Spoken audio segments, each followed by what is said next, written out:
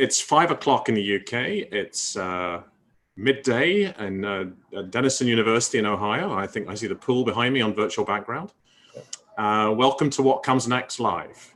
I'm your host, Tom McCallum. I'm passionate about what I call open leadership and write about that daily on tommccallum.com.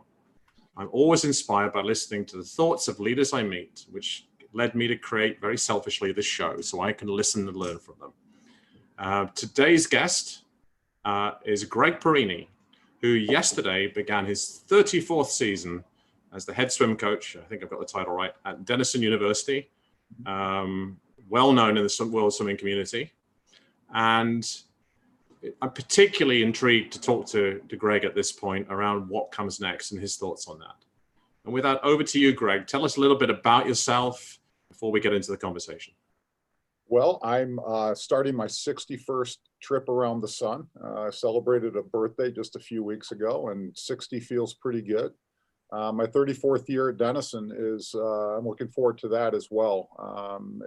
All sorts of interesting possibilities and challenges in front of us. But originally I was born and raised in upstate Michigan. One of three children, an older sister, a younger sister, so I suffer from middle child syndrome. Always a little insecure about myself and the things that I do, always looking to boost my self-esteem. Did my undergraduate work at Kenyon College, did my graduate work at Michigan State University with some additional grad work at the University of Michigan. Got into the coaching gig almost by accident. My original track coming out of grad school was to head into the ministry. I really was interested in going into pastoral counseling. And so I've always had a passion for working with young people and trying to help them navigate what I perceive to be a challenging world. And as I went through my own discernment process, my priest identified that I'd be a horrible priest and I probably wouldn't fit very well into the church. I was too much of a maverick for them. And that, but he did note that I had a real passion for swimming. And he said, have you ever thought about coaching? And I said, well, I've given it a little bit of a thought. And he goes, well, you know, you can be a good minister. You don't always, you can wear a stopwatch as opposed to a collar. And so after some discernment, I chose to go into the coaching and teaching profession. Coached overseas just a little bit as a part of the United States Information Service over in the Isle of Mauritius in the Indian Ocean. Came back to the United States looking for a job, and I've been familiar with Denison just simply because of my ties in college, and saw as an opportunity to get a foothold in the small college ranks. And as I was sharing with you earlier, I came in with a 4-year plan at Denison, and 34 years later, I'm still working on it. And it's been a good gig. I think one of the things I really enjoy about being at Denison is I do get to wear the coaching hat, but I also get to be a professor here as well. And it offers me the opportunity to get in the classroom and work with not only student athletes, but just other students who have a similar passion and an intellectual curiosity that I do. So this has been a really good match for me over my 34 years because I do think I'm intellectually curious. I've always been very growth centered, and I think I've been a lifelong learner. I had good role models with my parents that way. And so being in a small academic setting like Denison has been a great place for me to nurture that curiosity, but also channel my competitive nature through coaching and working with young people, which is what I really enjoy doing. Great. So much I want to ask, so I'll just throw some questions out at you. And the first one would be, so you do you minister through your coaching. Yeah. You're a professor. You have a lot of intellectual curiosity. So you've given me your resume a little bit.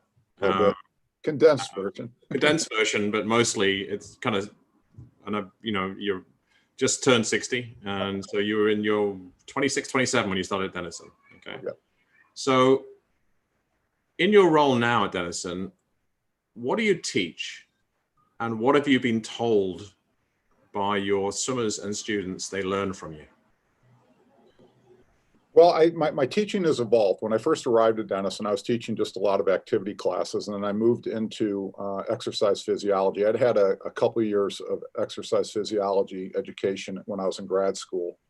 They asked me to teach that. So I taught that for a number of years here. And as we hired on new faculty and new coaches, new coaching faculty into the department, they saw that we had other faculty members who could meet that need, but that there was a gap among our students, specifically between their undergraduate work and, let's say, the next step after graduation. And so what we chose to do was develop a junior and senior year mentoring program here, where we help our students build a bridge between what they're doing here academically through the classroom and through their internships, and then to what they want to do professionally. And part of that is going through a discernment process, helping them figure out not only what their career direction is, but more importantly, what core values they have in their lives that are helping direct those decisions,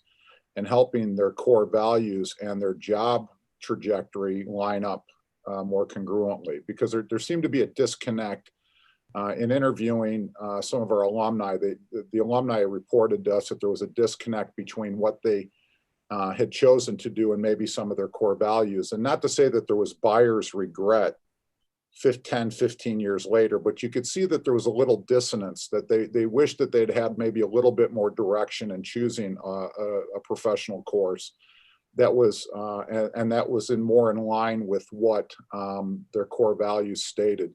And so one of my main role here, in addition to coaching, is to help. We have a junior and senior year cohort among our students, and we're helping those students go through that discernment to make sure that their career trajectory is more in line with the core values that they espouse. Now, we're not telling them what to believe, but we do help them. We do help them understand what is driving them, from an ethical standpoint, and what a principle standpoint. And so that's been really rewarding. I've been doing that for about the last 4 or 5 years, and that's been a real nice way for me transition out of the traditional classroom into more of a mentoring role. That really enhanced my growth curve a little bit. I think I was able to lean a little bit more on my experience and my longevity. My wife and I have been raising 6 boys too. We have five boys who are 5 children of adult age, and we still have one youngster in the house. But seeing some of the struggles and some of the things that they work through in terms of determining their vocations, I've been able to lean really hard on that experience and trying to help our students here. I think as a coach, there's always been 2 windows of time that I've been really most interested in with our swimmers. The first is the 4-year experience, the 4-year window that our student athletes have while they're here at Denison. And we want them to have a spectacular experience here academically and athletically. We want them to walk across the graduation or commencement stage 4 years later feeling like they had accomplished everything that they could, that they took full advantage of all the resources and opportunities Denison had offered them, that they had shown exponential personal growth as a student athlete, as a person. And that's a really satisfying, experience. But for me, the 40-year window is much more important. That's the one that I really have my eye on, and most important, how their 4-year experience here at Denison not only informs, but helps shape and provides a foundation from which they can have a really satisfying life. Because I think to have a 4-year experience is great, but it can be very short-lived, and I think it can be very nearsighted. And so we're really playing for the long term here. And now granted, I'm only been here in 33 years, starting my 34th year, so I have not hit that 40-year window yet. But I do know that my first few classes that I had here at Denison are at the 33-year mark, 34-year mark. They're now into their mid-50s. And I'm seeing what kind of satisfying lives and how productive they've been, and the kind of lives they built for themselves and other people in their communities. And the feedback that I get from our swimmers is how important their experience here at Denison was in shaping them into having those kind of lives. And that for me is the most gratifying sort of thing, is the life lessons that we are teaching our students, not only in the classroom and in the pool, but just in the day-to-day work that we do that for me is the most affirming part of the work that we do here. And so, you know, I go to bed generally with a smile on my face. I wake up with a question in my head as to how we can do it a little bit better. And but there's always a growth curve out there for us. Yeah, and I want to come back to the whole growth mindset idea. Sure. It's like I'll do that in a minute, but I want to talk about values first. So you've evolved, I imagine, a process to support these young people who are 21, 22, 23 max, looking at what their core values are. And I think if you ask a lot of senior leaders, I do ask a lot of senior leaders in their 30s, 40s, and 50s, what are your core values? What are the core values of your organization, your business? And they often can tell you what it says on the wall about the company, but not how they espouse them, how they live them, how in every decision. Right. On a personal level, even fewer can tell me what their core values are. Right. Now, so it's no wonder you experienced at Denison with the alums that they came back and said, actually, there's a dissonance between the company I chose and my core values. And so you must have had these conversations a lot. And I guess why I was asking you, like, what do you teach and what have you been told people learn? One of the things that's coming up a lot with people I'm working with and talking to at the current time around the instability that we're all facing right now with the pandemic is leadership's often about how you show up, not what you say. And, you know, I've been around swimming a lot, and our mutual friend, Jeff Raker, who is involved in swimming, but was a pastor for 30 plus years. Yes, he was. You know, as you know, with swim officials, their demeanor on the deck, particularly a referee and starter, means everything. It means everything. The same with a coach. So I guess it starts out with one of two sides to the question. What are your core values, and when did you know them? And how obvious are they to the people you coach and teach? I think as a young person, I think at some level I knew where they were because of my formative years with my parents. I think my parents did a good job of instilling core values, though they were never named. And I don't think that was atypical. Both my parents were Depression era children, came out of the American Depression, and blue collar folks. And I had wonderful role models growing up, though principles, or let's say core values, weren't necessarily named, let's say outside of our experience, maybe going through church. They really weren't named, but they were lived into. So I had good role models. But as I got into the teaching and the coaching business, where communication and connecting with my students became paramount, I think, in their development, I had to find a way to articulate what those were. And I was very fortunate to have some really good people around me, for a lack of better term, spiritual directors, who helped me go through a discernment process to help me explore that, to help me peel the onion back. And there are ongoing conversations, some very important ones. I would say probably my first 8 to 10 years here at Denison, I had some really good role models here who are outside the academia, who helped me kind of explore what those values were, so that I could communicate those more directly to my students and student athletes. And it took me a while. And when I first identified them, it felt very mechanical, because what had been intuitive to that point all of a sudden became mechanical. Whereas like I was putting a name to something that just felt, I was like, okay. But as I played with the mechanics and I lived more and more into those mechanics, and they became more and more part of me, I really began to see them evolve into something different. And not to say that I would have a different list of core values now, but I really do think it really boils down to where, if you ask me now at age 60, I would answer my core values simply with one single word: is love. And all the other core values feed into that. And I can tell you what those core values were. And their humility, their integrity, their resilience, their camaraderie, their self-discipline, there's trust and respect. And those are my core values. But when it comes to teaching and working with young people, if you're going to connect, ultimately those things boil down is that you love your student athlete in such a way that you're doing whatever you can to help advance them into adulthood.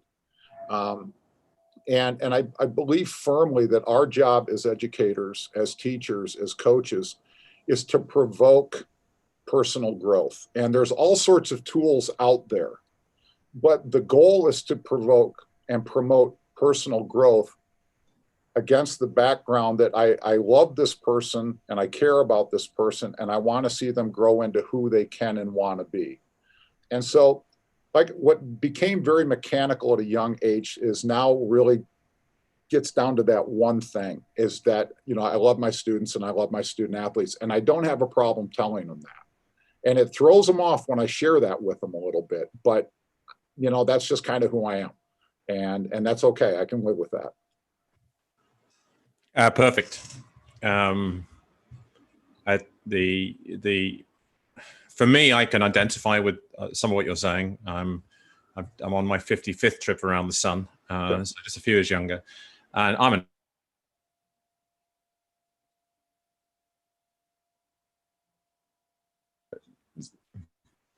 yeah. These streams have a habit of cutting out for 10 seconds about 10 minutes in. So okay, good. I was wondering, I was like, where did you go? Okay. I don't know. I think they must be trying to get me to pay for a more premium service or something. I got you. I got you too. I was just saying I can identify, but I am an amateur with a kid bit. I only have 3 boys. That's not an amateur.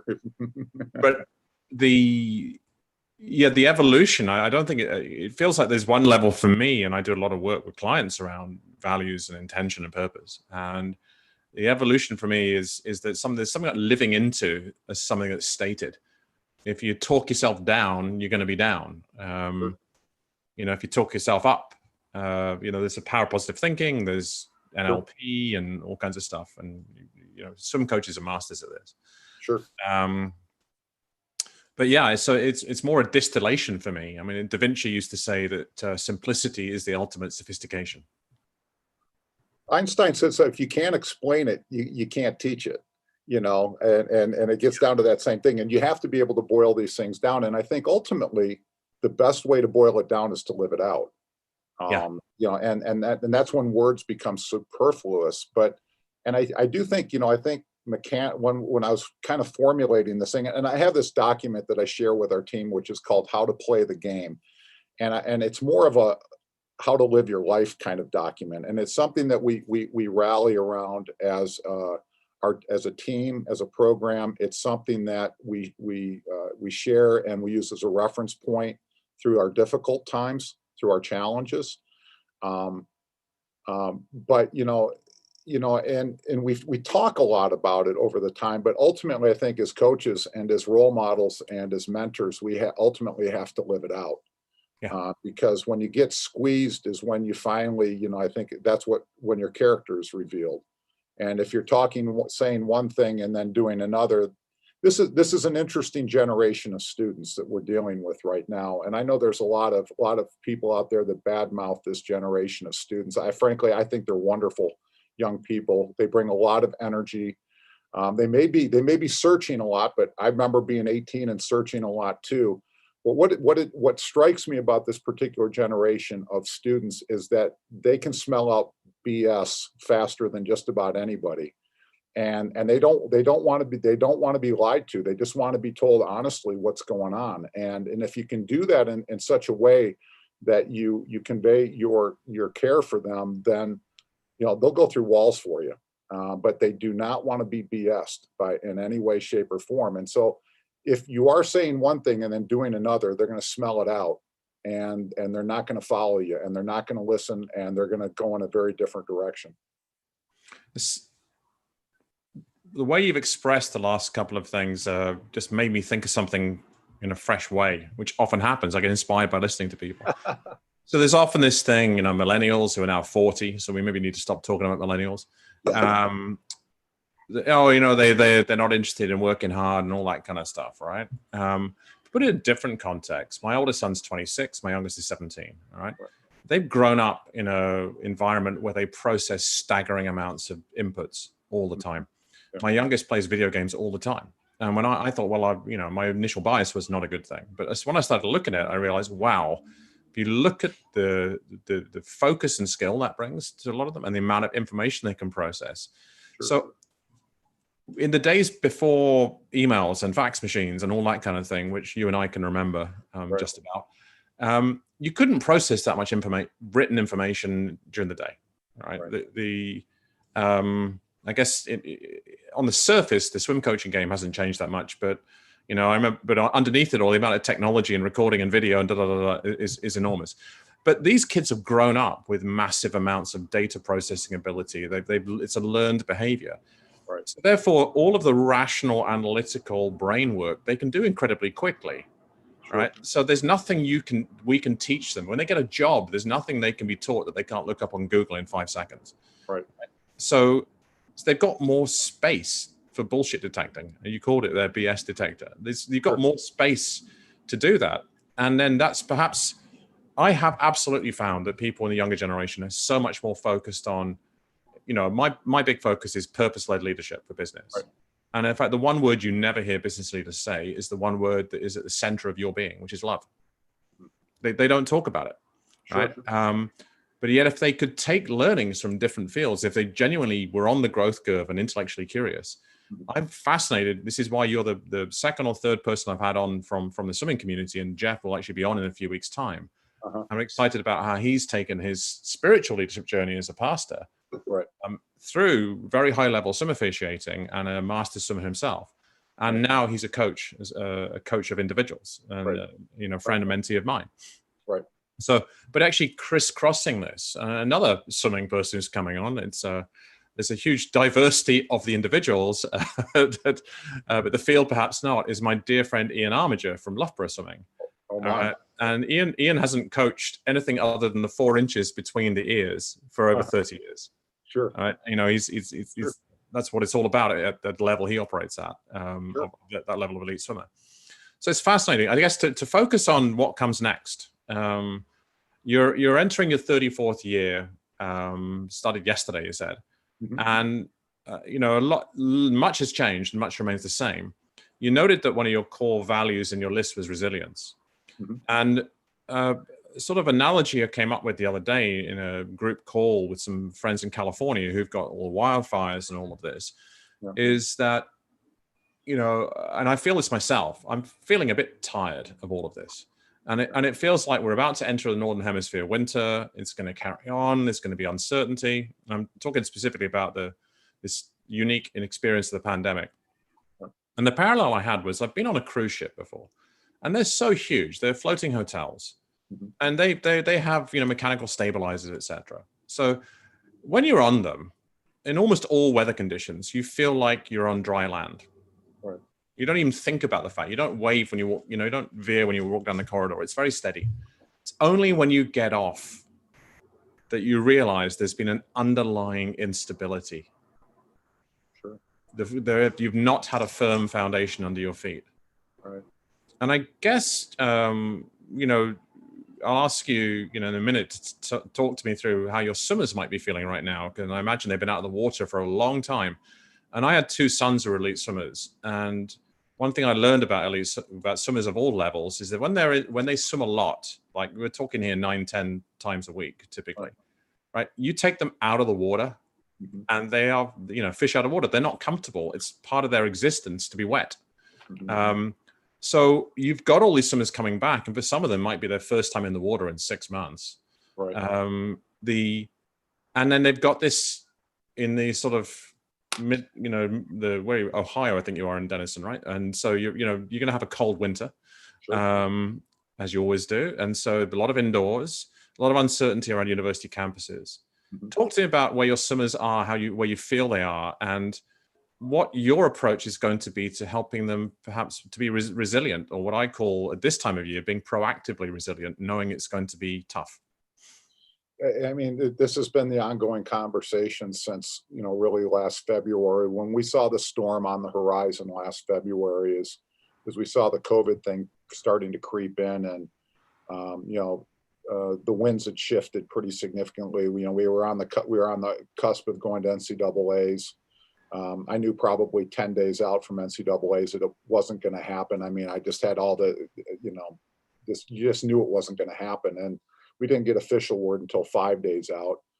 And, and then I had to call the team meeting on that Thursday before we were leaving, and just give them the news that NCAA's had been canceled. And both teams were ranked #1 in the country going into this. The women's team in particular had showed immense personal growth that year. This was a gut punch times 10. This was really, really hard for them. And so we've been talking about resilience since February, and how to shore things up. And it's not an easy conversation. And, it's been a very destabilizing time for everyone, not only our athletes, but our staff, for our parents, for the entire community. Is everything that they had counted on.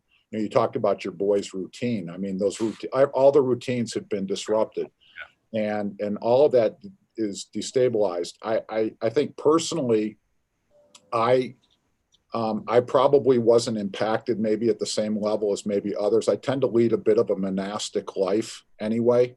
And I don't use that word lightly. I mean, my wife and I we have some property here in Granville, 6 acres, and we farm it. And I spend most of my time on that.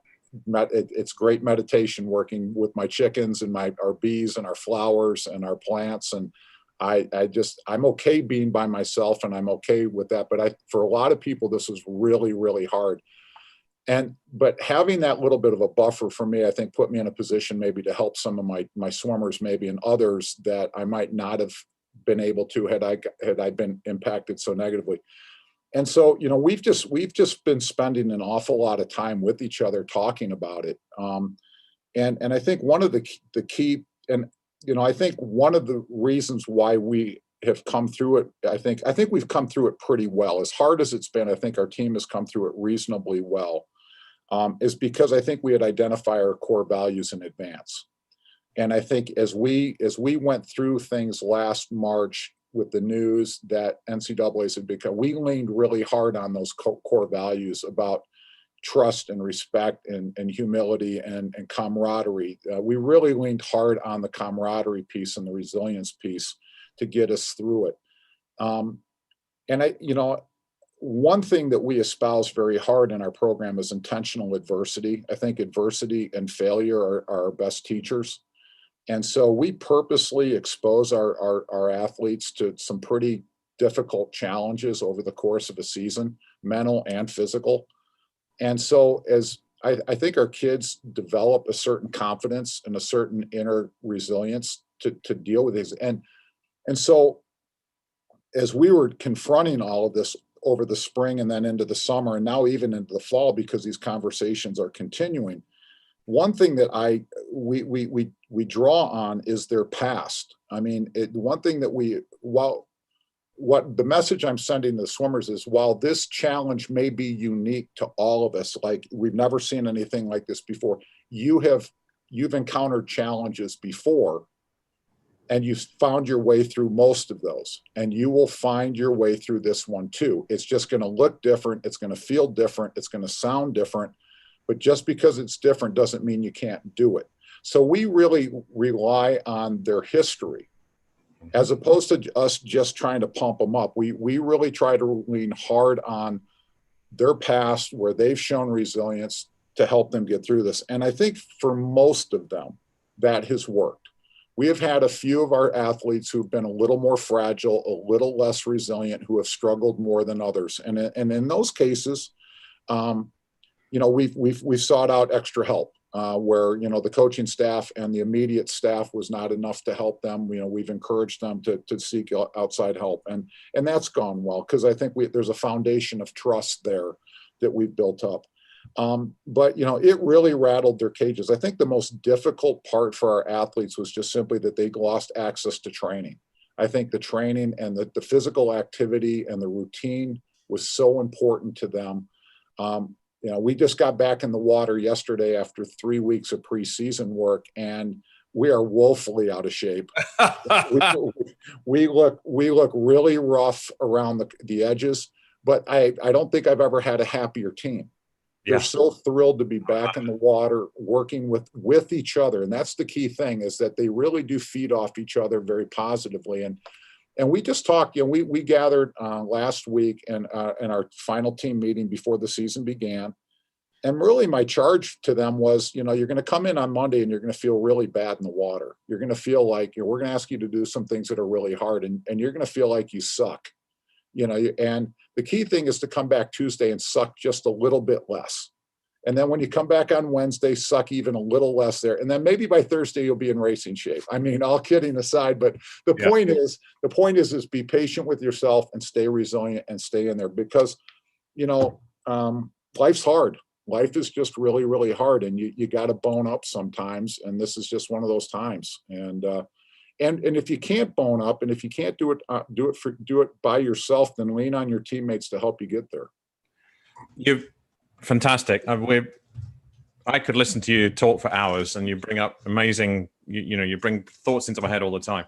So I think my two takeaways from asking you around this term I call proactive resilience, you know, for me, I lived in the Caribbean for many years. So when I moved to London, my first winter, I didn't handle it well at all. So my second summer, I dropped a bunch of weight. I got super fit. I watched my diet. I focused on all of that stuff. So proactive resilience. And the things you're talking about, the two key things you're talking about, one is identify your core values in advance. Mm-hmm. And if you've done that, if you haven't done that now, I would say this to all people watching or listening to this now or later. Sure. Be really clear on what you stand for. And you just gave the examples. You've got a list of 7 or 8 core values, which are yours, which you've inculcated into the team. Sure. And you said we relied on camaraderie and resilience. You also mentioned trust. Of course, the wrapper over all of this is love, which is really apparent in listening to you. And the other thing was this idea of having had a practice of intentional adversity. Sure. You know, and for me, if I put that into practical terms of people who may not have already done that, is that piece you said about we've all had challenges. Right. You know, the intentional adversity is don't assume everything's going to be easy. Assume it's going to be, prepare for worse and hope for better. Right. Would be my piece on that, having been through hurricanes and things like this. So anyway, wanted to give some takeaways for our live and later listeners and viewers. Do you have one key message you'd like to share with people? What's a piece of distilled wisdom from Gregg? Oh boy. Yeah. I just think life is such we always talk about looking for miracles, and all you have to do is just stop and just look around and listen a little bit. I just think it's just, life is just a wonderful, wonderful thing. Even in the hardest moments, there's just some wonderful things going on around us all the time. We just have to stop long enough to see it. And I think that's the value that I get out of spending time on our farm, because I see it every day. I mean, I see life and I see death. I see chickens being born and I see chickens not making it. And I see, we have, and the whole thing, there's always something going on that just reminds you of that there's something much bigger going on that is of great value. And we just have to stop and realize what we're a part of it. And that ultimately, I think, if the foundation of our swimming and diving program and my teaching is love, that comes from someplace. And I think the bottom line is just, the universe is looking out for us. And I think that that whether you frame it as God or you frame it as universe, I think the universe gives us what we need to heal ourselves. And as long as we're paying attention and we're listening, then that healing can take place. And life is just too good not to smile. Well, you put a huge smile on my face. It's been an absolute pleasure, Gregg. Well, this has been great. Tom, I've enjoyed this immensely. And when Jeff approached me about doing this, I was like, sure, why not? This will be a hoot. But, just spending time with you and watching your show, this is so well done. And you bring such great people to your show. And to be part of that has really just been an honor for me. Thank you. Great gift. And with that, we'll wrap up. Thank you. Thank you, Tom.